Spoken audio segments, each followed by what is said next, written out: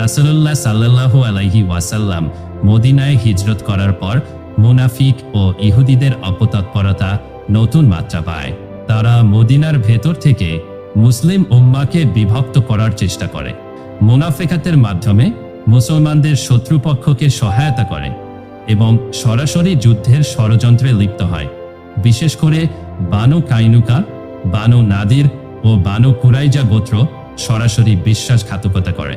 বানু কুরাইজার বিশ্বাসঘাতকতা সম্পর্কে কুরআনের ভাষ্য হচ্ছে, আর আল্লাহ তাদের হৃদয়ে সন্ত্রাস সঞ্চার করেন, ফলে তারা নিজেদের ঘরে ঘরে তাদের প্রাসাদগুলো নিজেরাই ভেঙে দেয় এবং মুসলমানদের হাতেও ভাঙন ঘটে। সূরা আহজাব আয়াত 26-27। এর সব কিছুতেই ইহুদিবাদী লবির কৌশল সুস্পষ্ট।